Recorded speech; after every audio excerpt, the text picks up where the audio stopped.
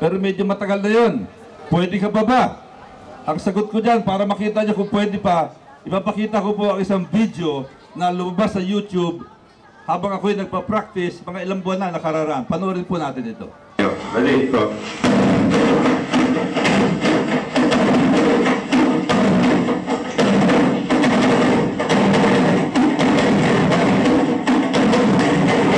Ayan po. Ayan. Ano, pwede pa ba? Pwede pa po. Pwede pa po. Pwede pa. Kahit na medyo matagal-tagal na, pwede pa. Baka gusto kong subukan ni Bong Benson o ni Bal Soto, pwede pa. Pero ito masasabi ko sa inyo. Ako po ay isang mapayapang tao. Wala akong record ng pagiging bayolente. Bayolente lamang ako sa loob ng ring.